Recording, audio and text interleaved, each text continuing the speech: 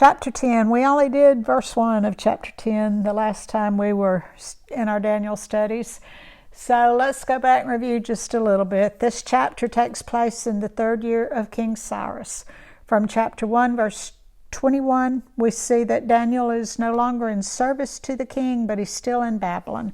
The Jews had been allowed to return to Jerusalem in the 1st year of Cyrus, but now many of them stayed. They didn't want to go. They weren't interested in restoring Jerusalem. And then the ones who did go were being hindered a great deal by the Samaritans, who finally did cause their work to stop for a long time. Now, we don't know for certain all the reasons why Daniel stayed behind, but for some reason, God still had a purpose for him there. We know that has to be it. Plus, his age probably hindered him from going. He was in his late 80s or early 90s. Daniel probably too, besides being concerned about these things of his people, he had the visions back in chapter 7 and 8. And although he was understanding some of it, Gabriel helped him understand some of it, he still does not fully understand all about it. So in Daniel 10 verse 1, it says, in the 3rd year of Cyrus, a thing was revealed to Daniel, and the thing was true.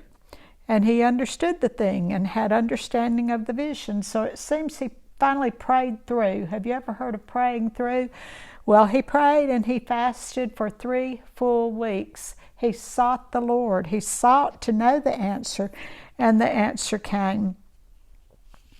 And Gabriel gives him even more. He gives him more visions in chapter 10 through 12.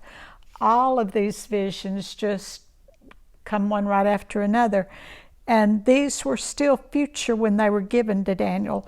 But now a lot of it is history that can be compared with secular history books and seen to all be detailed accurately in Daniel. So keep in mind a lot of it's past history with double applications to what is still to come in our future.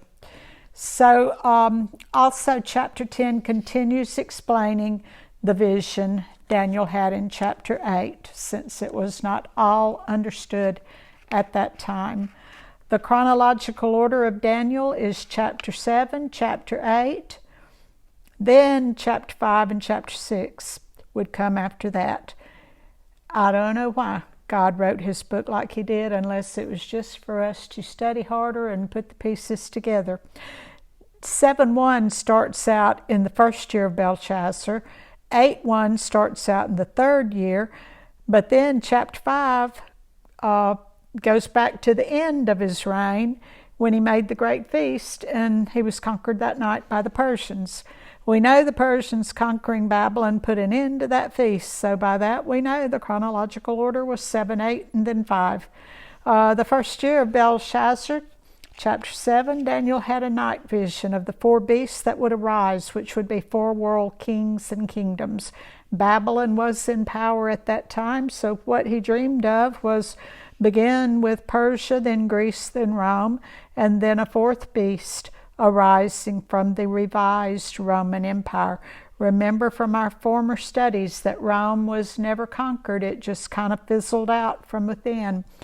But later in chapter 8, in the 3rd year of King Belshazzar, Daniel had another vision that mostly concerned Alexander the Great and his kingdom after his death, which was divided among the 4 generals. The vision also showed Antiochus Epiphanes arising to power from these, but the double greater application is that of the end times, with the revision of the Roman Empire and Antichrist, pictured by Antiochus, arising from among the high-ranking leaders of the world as a king of fierce countenance, in Daniel 8:23. So in 8:15, after Daniel had sought for the meaning of the chapter 8 vision, the angel Gabriel came to speak to him. Gabriel had the appearance of a man, angels in the Bible always are young men, and they do not have wings. If you saw one, you would not be able to tell the difference from that angel and a human being. That's why the Bible tells us some have entertained angels unawares. In 8:16, a voice tells Gabriel to make Daniel to understand the vision. The voice must be of God. And as far as I can tell, the only understanding for sure that he had right then was that he was made to know it was for the time of the end. So that's why I say it's the greater double application is that of Antichrist and the end times. That's what the entire book of Daniel practically is about, the end, the end, the end. Verse 17 and verse 19 says, I will make thee to know what shall be in the last end of the indignation, for at the time appointed the end shall be. In the next verse 20, Gabriel continues talking about the near future of Alexander and the Media-Persian Empire and of Antiochus Epiphanes. There's a double application for the time of the end and the Antichrist, as I said, pictured by Antiochus. At the end of chapter 8 in verse 27, Daniel says, I was astonished at the vision, but none understood it. Although verse 16 says, make Daniel to understand the vision. He did not understand it all completely right then and there. However, both visions of chapter 7 and 8 became clearer and clearer as time went by, and Daniel was able to understand it as he studied about it, prayed about it, and sought for the meaning of it. It wasn't just a casual, Lord, I'm about to read John chapter 1, help me understand it. No, it wasn't a casual, Lord, help me understand this, as I'm guilty of doing lots of times. No. Daniel fasted, he prayed 3 whole weeks, and then the answer came. So chapter 10 continues explaining the vision Daniel had in chapter 8. The last verse in chapter 8 was no one understood it, but here in 10:1, he understood the thing. Prayer works. Prayer works. And from chapter 5, we know he understood enough of it before chapter 10 that he knew Babylon was going to be conquered by Persia that night when Belshazzar called him in to interpret the handwriting on the wall. Now look at Daniel 10, verses 4 through 8. And in the 24th day of the first month, as I was by the side of the great river, which is Hiddekel, then I lifted up my eyes and looked, and behold, a certain man clothed in linen, whose loins were girded with fine gold of Uphaz. His body also was like the beryl, and his face as the appearance of lightning, and his eyes as lamps of fire, and his arms and his feet like in color to polished brass, and the voice of his words like the voice of a multitude. The vision he saw was that of Jesus Christ. We can know that by comparing his vision to the Apostle John's vision of Jesus in Revelation chapter 1, verses 12 through 15. I'm not going to read that, but you can go back and read that yourself. They both saw Jesus in his glory. Daniel saw him before his incarnation, and John saw him after his ascension. But in both times, his appearance was the same. Daniel and the Apostle John both were called beloved. They were both given the most magnificent of prophecies of the end times. Daniel's book is called the Revelation of the Old Testament, and John's is the Revelation of the New. Both were in exile when they wrote their books. Both had gone through hard times. Daniel's book was sealed. John's book reveals what was sealed in Daniel's. It's called the Revelation because it reveals things that at one time were not known. Revelation means, according to Webster's 1828 dictionary, the act of disclosing or discovering to others what was before unknown to them. appropriately the disclosure or communication of truth to men by God Himself or by His authorized agents. So revelation means to reveal. So tell me, why would anybody say that the book of Revelation is all symbolism and we can't understand it? It's not. It is easy to understand. You just got to believe what you read. That's the problem. People do not believe it. But if we can believe that Jesus arose from the dead, and I do, and that one day we're going to arise from the dead, and I do believe that, if we can believe that, why should it be a problem believing what the book of Revelation teaches? It's not a difficult book to understand. The Bible should be taken literally, except for phrases that you know can absolutely not be taken literally. One example is Revelation 7:1, which says, 4 angels stood at the 4 corners of the earth, holding back the 4 winds of the earth. Most people, not all people, but most people know the earth is not flat, and there are not 4 corners. The earth is round. We know that. But like Dr. Ruckman says in his Revelation commentary, God uses some expressions taking for granted that you have enough sense to know what it means. It means the 4 directions. Angels stood in all 4 directions, north, south, east, and west, holding back the wind. So, most times when a passage is to be taken as figurative, you may see the word like or as. But the Bible is to be taken literally unless you absolutely cannot. Like in Revelation it says the woman was given the wings of a great eagle that she should fly to the wilderness to be nourished. Well, we know hundreds of people could not fit on the wings of a great eagle. So we know that must be symbolic of something. What? An airplane, of course. Now, if God had wrote in the book of Revelation, the woman was given an airplane to fly, people wouldn't have known what an airplane was till the early 1900s. But everybody could know the wings of an eagle would be some kind of protection by God, because that's how the eagle's wings are spoken of throughout the Bible. But when it's symbolic, we're going to know it's symbolic if you use your head. The book of Revelation, Daniel, and all the Bible is to be taken literally. In Revelation 7 and 14, I've heard people put all kind of stuff to this. I want you to listen to this. Some people say that this is talking about the church. Some people say it's talking about all nations. But listen to what it says. God said there will be 144,000 Jewish men, 12,000 from each of the 12 tribes of Israel, who will have a seal of protection placed in their forehead during the tribulation. He said these will be redeemed from among men, and they are virgins that are not defiled with women. Revelation 7, verses 3 through 8, and chapter 14, verses 1 through 5.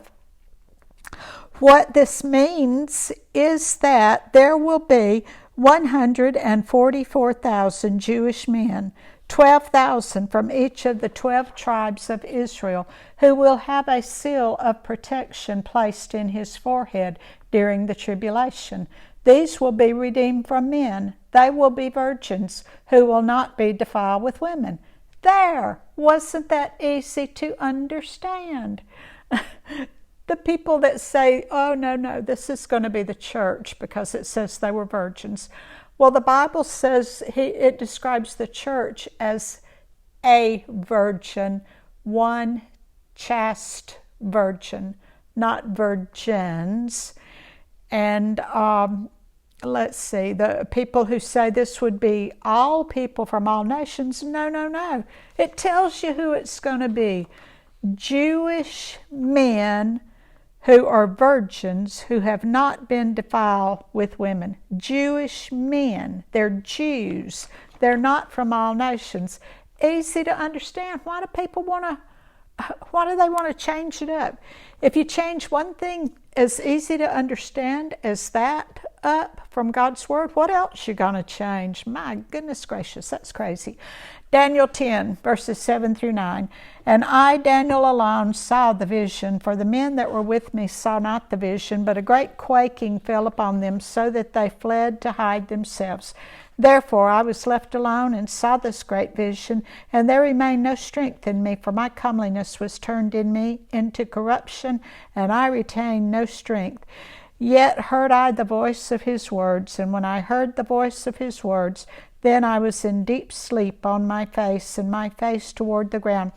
It sounds like Daniel fainted, and this is not the first time Daniel fainted.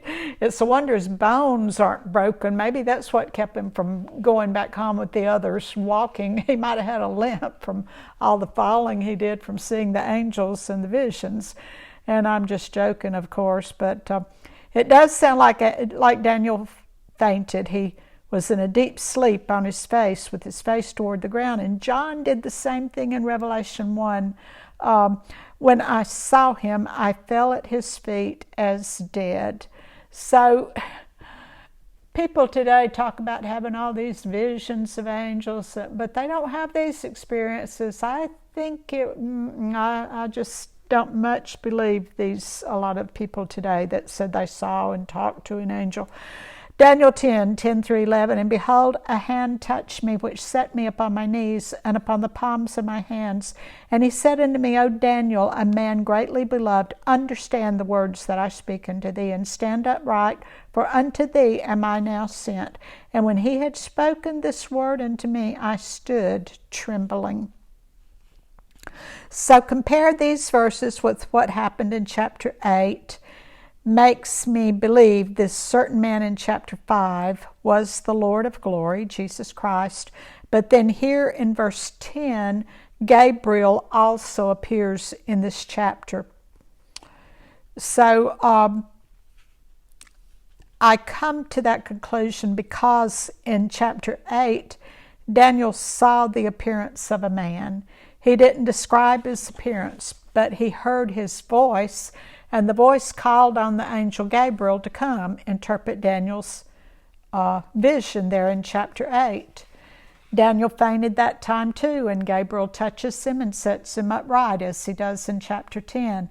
In chapter 9, Gabriel comes to explain the 70-week vision to Daniel. Again, he touches Daniel and says to him, Thou art greatly beloved. The same salutation used in chapter 10.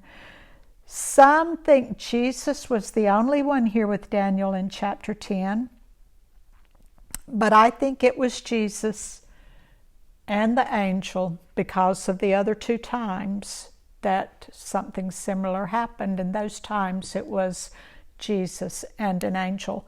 So be like the Bereans who studied themselves to see for themselves what they thought it said, and just use my little study as a starting point for your own. The Holy Spirit may show you something different. He may show you something more that you could add to this study. Daniel 10, 16 through 19, My sorrows are turned upon me, and I have retained no strength. For how can the servant of this my Lord talk with this my Lord? For as for me, straightway there remain no strength in me, neither is there breath left in me. Then there came again and touched me one like the appearance of a man, and he strengthened me, and said, O man greatly beloved, fear not, peace be unto thee. Be strong, yea, be strong. And when he had spoken unto me, I was strengthened, and said, Let my Lord speak, for thou hast strengthened me. Daniel 10, 16 through 19. Again, he says, I have no strength, there remained no strength in me. Then came one, and he strengthened me, and said, O man greatly beloved, fear not, peace be unto thee. Be strong, yea, be strong. And when he had spoken unto me, I was strengthened, and said, Let my Lord speak, for thou hast strengthened me. Words have wings. Once spoken, they go everywhere, even places you never meant for them to go. All the words we speak are empowered by some kind of spirit, either a good spirit or a bad spirit. Think about that. Who or what are you allowing to speak through you? Do your words strengthen others, or weaken others? What spirit speaks through you? If it's not something Jesus would say, then be careful to not let Satan use your voice to speak for him. A perfect example of this was Job's 3 so-called friends who came to comfort him, but discomforted him instead and discouraged him. And then his wife said to him, "Why don't you just curse God and die?" Who was being used? Who was using these people to be his voice? It surely wasn't God. Think before you speak. Let your words build people up rather than tear them down. Words get into the deepest recesses of our hearts, and there they linger unless we are empowered by a spirit stronger than our own to cast them out. So what are you doing with your words? Are your words used to break and weaken others, or are they used to strengthen others? If you're letting the mind of Christ flow through yours every day, most likely you'll speak to others as he would, and the words that come from your mouth will strengthen the hearer. Daniel said, "And when he had spoken unto me, I was strengthened. Let my Lord speak, for thou hast strengthened me." If we let Jesus speak to us through his word, then we will be able to strengthen others with our words. A lot of times we won't even have to think about it. Our mouth will just open and something will come out of it that's going to help somebody, and it will bless them, and it in turn will be a blessing to you. I'm going to just close here with this thought to let's use the time we have left to bless others with the voice God has given us, to strengthen others and not to weaken others. I am going to try my best to continue on and to get done with this Daniel study soon. We only have 2 more chapters to go, a little bit more in chapter 10. I want to talk a little bit about what's going on behind the veil that we can't see, the angel wars, and we'd be surprised if we knew what all, if God drew back the veil from our eyes and let us see all the spiritual stuff going on around us. It would scare us to death, most likely.